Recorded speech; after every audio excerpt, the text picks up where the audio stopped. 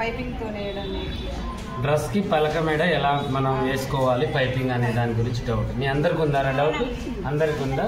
నేను పర్ఫెక్ట్గా వేసి చూపిస్తాను చూడండి, ఓకేనా? ఫస్ట్ మనం ఏం చేయాలంటే లైనింగ్ తీసుకోవాలి. లైనింగ్ తీసుకున్న తర్వాత అప్పుడు మనం ఏం చేయాలి అంటే ఇలా పెట్టేసి పర్ఫెక్ట్గా మనం కొలుచుకోవాలి. ఫస్ట్ నెక్ డీప్ కొలవాలి. నెక్ డీప్ కంటే మనం ముందు వెడల్పు ఒక 2 ఇంచెస్కి ఒక కార్డ్ పెట్టేసుకోవాలి, ఓకేనా? పెట్టేసిన తర్వాత ఇక్కడ నుంచి మనం ఏం చేయాలంటే నెక్ డీప్ని చూసుకోవాలి. ఇలా నెక్ డీప్ వచ్చేసి మనకి ఎంత 6.5కి ఒక గీత గీసేసుకొని ఇప్పుడు మనం పలకలాగా చేసుకోవాలి దీన్ని, ఓకేనా? ఇలా పలక పెట్టేసుకుంటే సరిపోతుంది. ఇలా కట్ చేయాలి. ఇలా కట్ చేసిన తర్వాత ఇప్పుడు మనం ఏం చేయాలి అంటే ఈ యొక్క క్లాత్ని క్రాస్గా తీసుకోవాలి. పాయింట్ కలర్ క్లాత్ని సపరేట్ చేయకుండా పాయింట్ కలర్ క్లాత్ని మనం క్రాస్గా తీసుకొని ఇప్పుడు మనం ఏం చేయాలంటే పైపింగ్ థ్రెడ్ని తయారు చేసుకోవాలి. పైపింగ్ థ్రెడ్ వచ్చేసి ఈ మన ఆపోజిట్ కలర్గా ఉన్న దేనికైనా కూడా ఇప్పుడు మనం దీనికి వేయాలి అంటే దీని ఆపోజిట్గా పాయింట్ ఉందా, దీంట్లో ఫ్లవర్స్ ఉన్నాయా, దీంట్లో మెయిన్ కలర్ ఏది అనేది మనం చూసుకోవాలి. చూసుకొని దాన్ని పైపింగ్గా వాడాలి. మనం పైపింగ్ వాడేటప్పుడు ఎప్పుడైనా కూడా ఒరిజినల్ క్లాత్ కన్నా పైపింగ్ మందం ఉండకూడదు, అర్థమైందా? మందంగా ఉంటే ఇది చుట్లు తిరుగుతూ ఉంటుంది ప్రతిదీ కూడా. అలాంటప్పుడు మనం ఏం వాడాలంటే పాలిస్టర్ వాడుకోవాలి, అది మందం ఉండదు, అన్నిటికీ సెట్ అవుతుంది. అలా మనం వాడుకోవాలి. దానికంటే ముందు మనం ఏం చేయాలంటే పైపింగ్ రెడీ చేసుకోవాలి, ఓకేనా? పైపింగ్ని చక్కగా ఇలా మనం రెడీ చేసేసుకుందాం.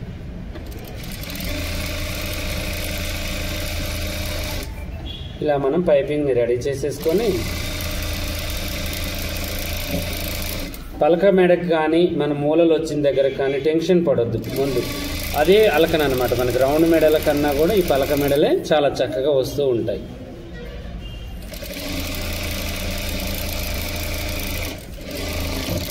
ఇలా మనం చక్కగా స్టిచ్చింగ్ చేసేసుకోవాలి. చేసిన తర్వాత ఇది పాదమందం ఖర్చు ఉంచుకొని కరెక్ట్గా ఇలా కటింగ్ చేయాలి.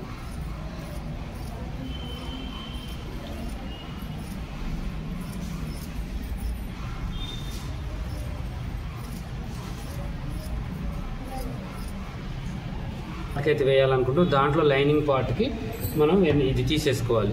తీసుకొని ఇప్పుడు మనం ఏం చేయాలంటే పాదమందం ఖర్చు మీద ఈ యొక్క పైపింగ్ని ఇలా కొంచెం ఎగస్ట్రాని పెట్టేసుకొని చక్కగా మనం చేసేసుకోవాలి. మనం ఏం చేయాలంటే ఇలా పెట్టేసి చక్కగా మనం ఇంకా చూడండి ఏ క్లాత్ని గుంజొద్దు, సమానంగా పెట్టేసుకోవాలి. పెట్టేసుకొని ఇలా స్టిచ్చింగ్ స్టార్ట్ చేసేసుకోవాలి. ఇలా ఓకేనా?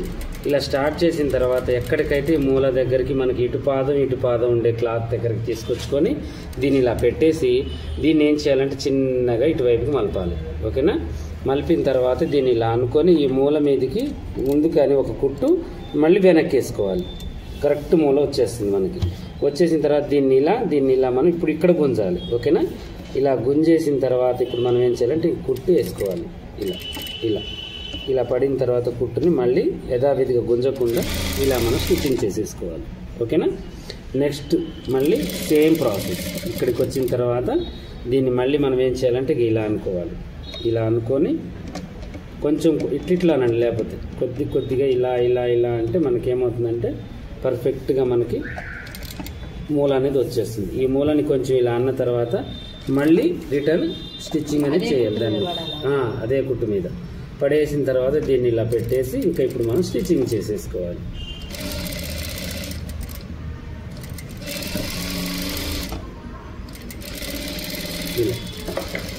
ఇలా వచ్చిన తర్వాత మనం ఏం చేయాలి అంటే పర్ఫెక్ట్గా ఇలా మనం ఎక్స్ట్రా వచ్చిన క్లాత్ని మనం కట్ చేసేసుకోవాలి. కట్ చేసేసి ఇప్పుడు మళ్ళీ మనం ఏం చేయాలంటే ఈ ఒరిజినల్ క్లాత్ని తీసుకోవాలి. ఇదేనా ఒరిజినల్? ఇలా పెట్టేసి దీన్ని సెంటర్గా చేసుకోవాలి. సెంటర్గా చేసేసి దీని మీద బోర్లించాలి, ఓకేనా? ఇలా బోర్లించేసి మనం కరెక్ట్గా ఇటువైపు కరెక్ట్గా చూసుకొని ఇలా పెట్టేసి దీన్ని స్టిచ్చింగ్ చేసేసుకోవాలి మళ్ళీ యథావిధిగా, ఓకేనా? వచ్చిన కుట్టు మీద నుంచి ఈ కుట్టుని రానివ్వాలి. నెక్స్ట్ టైం మనం ఈ లోడింగ్ అనేది చేయొద్దు. పైపింగ్లో ఇలా పైపింగ్ మీద కుట్టు వేయకుండానే ఓన్లీ పలక కుట్టు వేసుకుంటూనే రావాలి.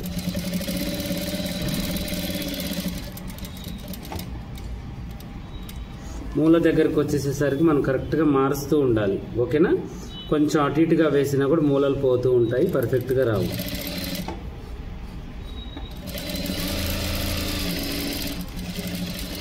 బ్లౌజ్కైనా ఇంతే, డ్రెస్కైనా ఇంతే, దేనికైనా మన మూలలు ప్రతి దానికి వస్తాయి. పైపింగ్ వేయాలి అనుకునే దాని 3 మూలల నెక్ కానీ దేనికైనా కూడా సేమ్ ప్రాసెస్.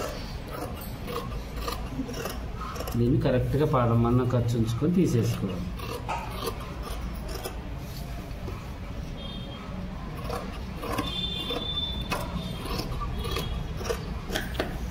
ఇలా తీసుకున్న తర్వాత మూల దగ్గరికి కుట్టు తెగకుండా కాటు పెట్టేయాలి. ఓకేనా? ఇప్పుడు వీటికి కూడా పెట్టినప్పుడు క్రాస్ కాట్లు పెట్టేసుకోవాలి. ఇలా వేయడం వల్ల మనకి పట్టేయకుండా ముడత రాకుండా నీట్గా ఉంటుంది. ఇలా వేసిన తర్వాత ఇప్పుడు మనం ఏం చేయాలి అంటే కుట్టు కనిపించకుండా ఉండాలి అంటే మాత్రం ఇటు కుట్టేసుకోవాలి. కుట్టు కనిపించిన పర్వాలేదు అనుకుంటే అటు వేయాలి. ఓకేనా? 2 విధాలుగా కూడా మనకి స్టిచ్చింగ్ అనేది ఉంటుంది. ఇప్పుడు కుట్టు కనిపించినా పర్వాలేదు అనుకుంటే ఇలా, కనిపించకుండా ఉండాలి అంటే ఇటువైపు కానీ మనం స్టిచ్చింగ్ చేసేసుకోవాలి. లైనింగ్ మీదికి వేసేసుకోవాలి. ఇలా లైనింగ్ అండ్ ఒరిజినల్ విడిగా తీసేసుకొని ఇలా మనం ఇలా అనుకుంటూ స్ట్రైట్గా పెట్టేసి కుట్టు వేసేసుకోవాలి.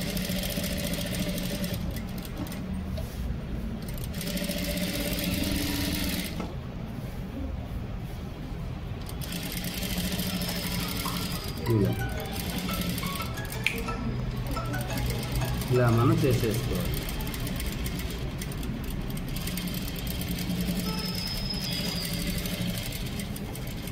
ఇది ఇలా చేసిన తర్వాత ఇప్పుడు మనం ఏం చేయాలంటే దీన్ని యథావిధిగా ఇలా మనం పెట్టేసి ఐరన్ బాక్స్ మీద ఐరన్ చేసేసుకుంటే చాలా పర్ఫెక్ట్గా మనకు వచ్చేస్తుంది అన్నమాట. ఓకేనా? ఇంకా పైనుంచి వేయొద్దు, ఇక బాక్స్తో మనం రుద్దితే సరిపోతుంది. బ్లౌజులకైనా సేమ్ ఇంత. ఓకేనా? ఇలా పెట్టేసి ఒకసారి బాక్స్తో ఐరన్ బాక్స్తో ఒక్కసారి రుద్దండి, సరిపోతుంది.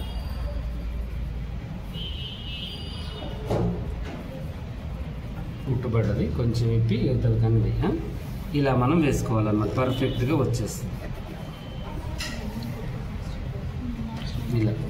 ఇలా మూలలు అనేవి కరెక్ట్గా వస్తాయి. మనం మూలలు వేసిన తర్వాత ఇక ఒకసారి ఇలా అనుకోవాలి, ఇలా కరెక్ట్గా. ఓకేనా? ఇలా అనుకుంటే ఈ క్లాత్ కూడా ఇలా కూర్చుంటుంది అన్నమాట. ఇలా అన్న తర్వాత మనం ఏం చేయాలంటే ఐరన్ బాక్స్తో ఒకసారి రుద్దాలి, మూల సెట్ అయిపోతుంది. అలా కాకుండా పైనుంచి ఇప్పుడు నేను వేసిన కుట్టు ఏదైతే ఉందో పైనుంచి కూడా మనం వేసుకోవచ్చు. పైపింగ్ పర్ఫెక్ట్గా ఉంటుంది. ఎప్పుడైనా మనం పైపింగ్ వేసేటప్పుడు ఈ క్లాత్తో కన్నా ఈ క్లాత్ వీక్గా ఉండాలి. థ్రెడ్ పైపింగ్ క్లాత్ ఇది స్టాండర్డ్గా మందపాటి క్లాత్, ఇది పలసగా ఉందనుకోండి తిరిగి వస్తుంది. థ్రెడ్ పైపింగ్ టిష్యూ పట్టు అసలు వాడకూడదు నాకు తెలిసి. ఎందుకంటే మామూలుగా మనకేంటి అంటే పాలిస్టర్ వాడుకోవడమే చాలా మంచిది. పైపింగ్కి పాలిస్టరే అలవాటు కండి మీరు కూడా. అది స్టాండర్డ్గా ఉంటుంది, కలర్ పోదు, పర్ఫెక్ట్గా ఉంటుంది, నీట్గా వస్తుంది ఎక్కడ వేసినా కూడా పైపింగ్ అనేది. అలా చేసుకోవాలి. ఈ థ్రెడ్ కూడా మనం ఏం చేయాలంటే 9వ నెంబర్ తెచ్చుకోవాలి. 9వ నెంబర్ తెచ్చుకుంటే బాగా వస్తుంది, ఇంకా సన్నగా నీట్గా వస్తుంది. ఈ కుట్టుకు కూడా ఈ పాదం వైపుకి కాకుండా వచ్చేస్తుంది అన్నమాట 100%. ఓకేనా? ఓకే. ఇలాగే మీకు కూడా క్లాసులు నేర్చుకోవాలనుకుంటే స్క్రీన్ మీద నెంబర్ పెడతాము. కామెంట్ సెక్షన్లో కూడా ఉంటుంది, స్క్రీన్ మీద లేకపోతే. మీరు ఒకవేళ నేర్చుకోవాలి ఆన్లైన్ కానీ ఆఫ్లైన్ కానీ అనుకునే వాళ్ళు చక్కగా మీరు ఆ నెంబర్కి కన్సల్ట్ కావచ్చు, చక్కగా వచ్చి నేర్చుకోవచ్చు. ఓకేనా?